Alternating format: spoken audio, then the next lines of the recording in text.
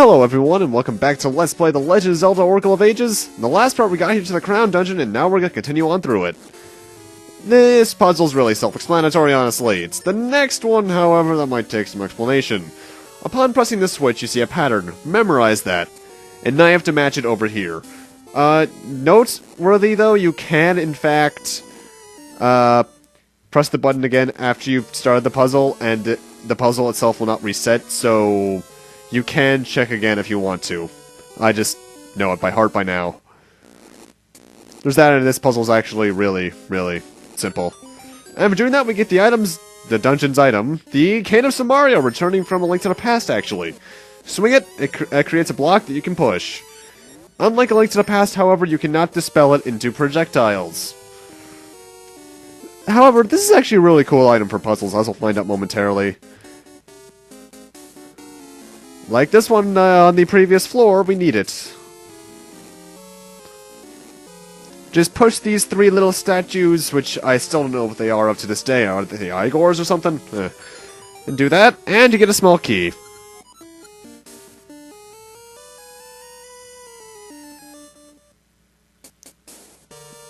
I'm not sure why this, out of all the dungeon songs, stuck in my head the longest, because it's not the most memorable.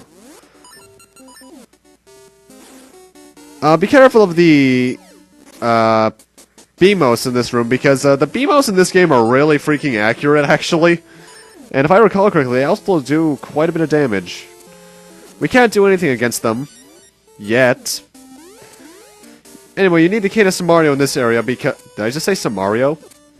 Somaria, because you can jump on the block you create in the 2D sections. Get the seed shooter out, because you're going to need it for this little room to hit the switch. Actually, I forget, was this song also in Seasons? It may have been. I'm not sure if they share dungeon music. They might. They very well might, but I'm not sure.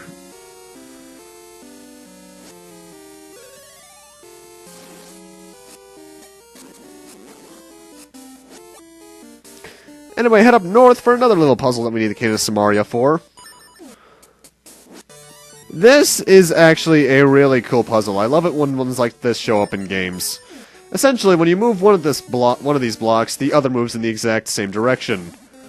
So what you need to do is actually use the Cane of Somaria to manipulate one into moving while the other doesn't.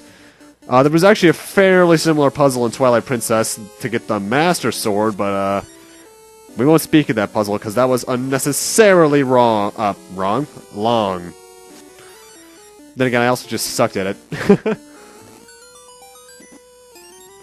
Anyway, for doing that, we get a small key. A lot of small keys in this place, actually. I think this is the one I hold the most in for quite a bit of the game at 4.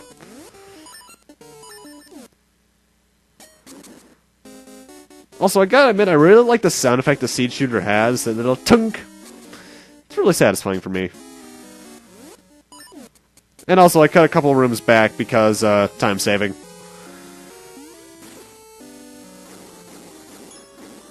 Also, it's also really weird. The seed shooter in the Akira Himekawa manga was actually looked more like a potato gun than anything.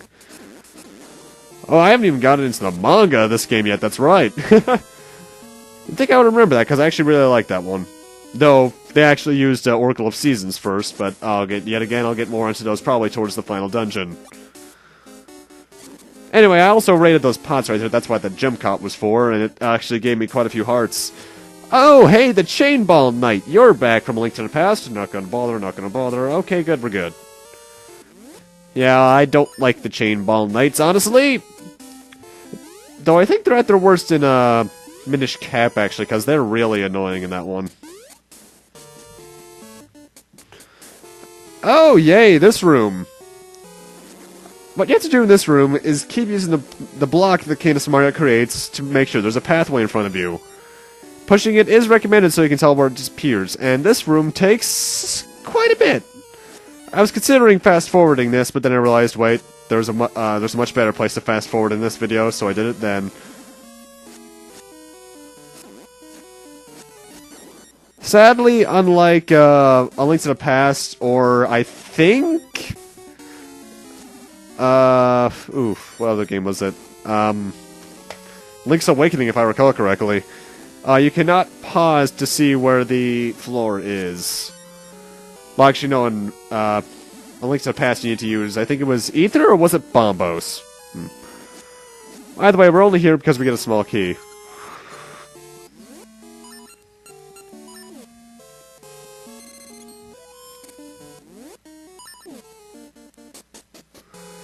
And come back to this room.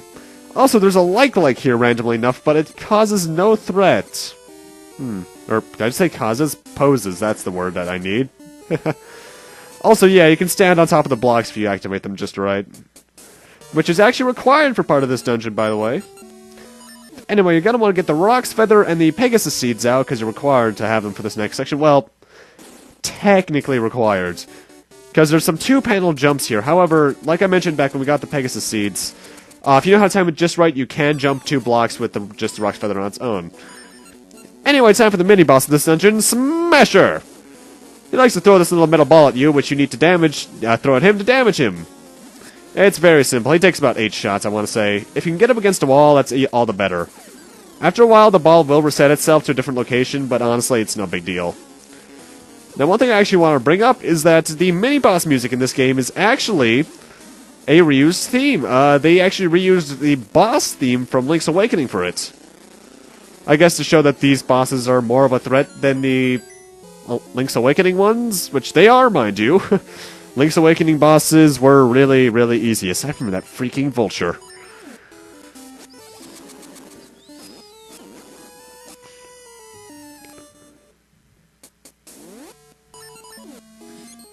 Anyway, in this chest we got the compass. Really late into the dungeon. Honestly, I don't mind that. What I mind is if they gave me the dungeon map last. I'm looking back at you, my first playthrough of Ocarina of Time in the Fire Temple. Ugh. I legitimately found that map 2 minutes before I fought the boss. Totally useful, guys. Totally useful.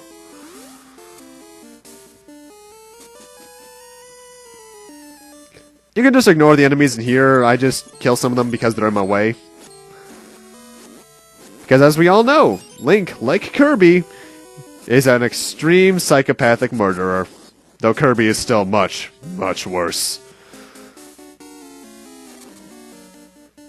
Anyway, you're gonna want to cut down the switch and then shoot it with the seed so you can stand on top of these blue blocks. Because, well, you kind of have to. And that's a keyhole that I want to enter things into.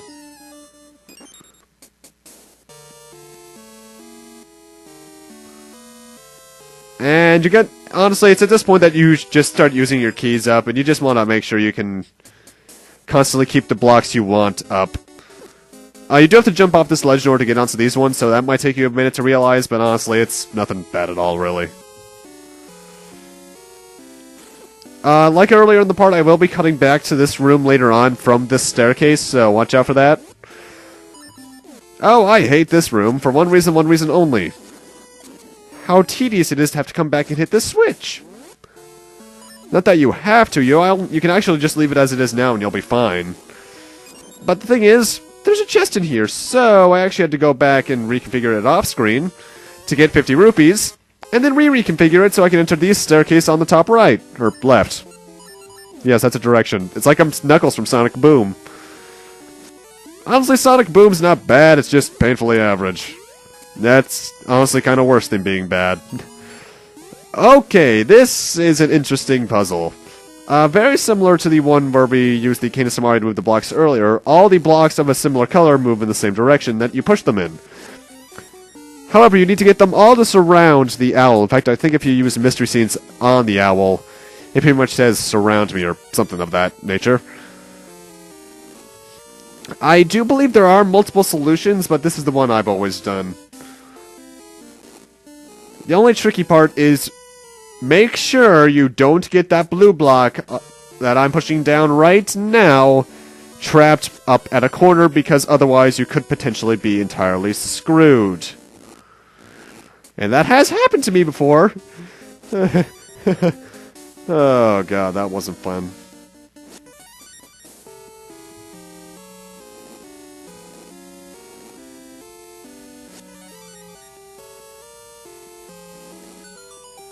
And for doing that, you get a chest which has the boss key. And now I'm warping back to this room, as I mentioned earlier.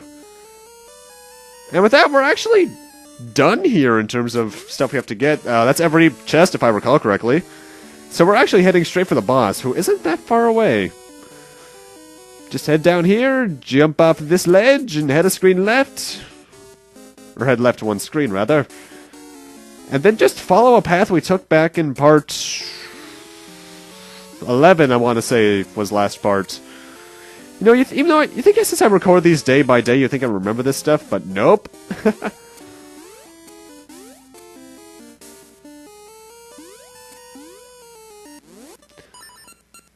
Anyway, ignore what I'm doing here. Don't get the switch hook out for the boss, because it's useless against it. I was thinking of eyesore again for some reason.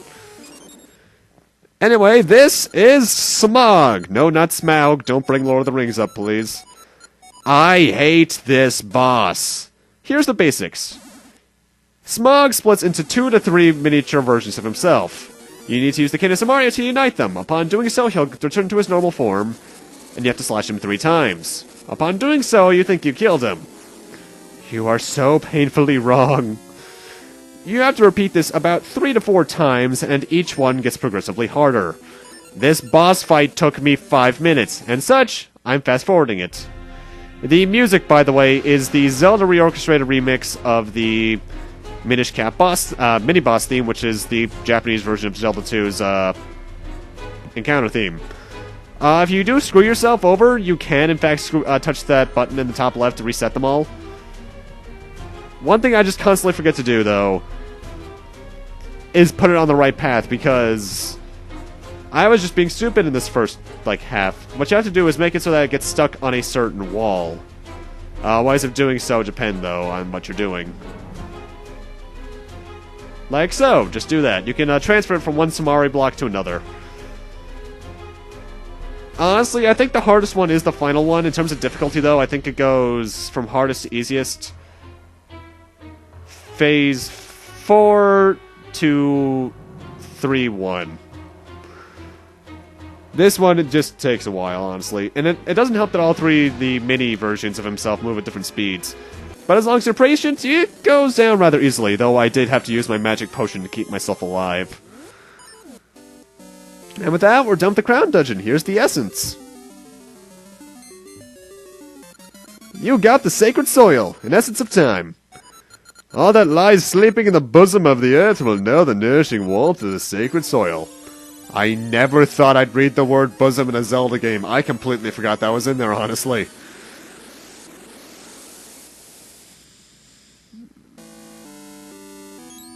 Hello there, Maku Tree, stalking me as usual, I see.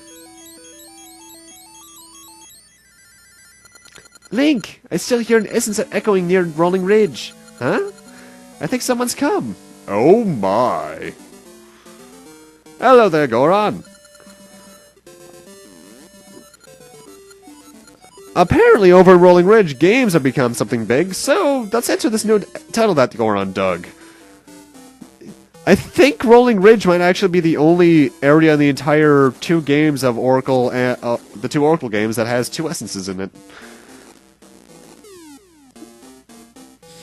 I forget, I'll have to check, honestly. There's also some new houses, so we essentially have another half of the mountain to explore. I'll get the Gasha seeds that I did from that part, next part, I think. Or before the next dungeon, at least. Anyway, what that cut was for is because I actually need 20 bombs and 20 ember seeds for this upcoming section, for a little optional thing. So I went back to Lina City and got some ember seeds for myself. And by traveling to the past, we can enter this cave in the past, which is quite valuable, let me tell you. So essentially, we need to give this guy 20 bombs and ember seeds, and after a while, we'll come back and see him, and he'll give us half of what he found. I forget what that reward is. I think I'll find out fairly soon, though. Get your shovel out, because right here, there is a Gasha soil spot. Let's plant that.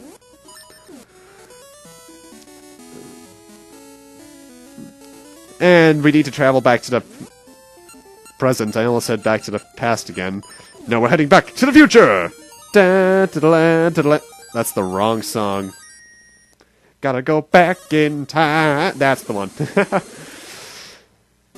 But with that, I'm gonna need to end this off here. Thank you guys for watching, and in part 13, I think, we're gonna continue on Rolling Rich, see if we can find anything new here.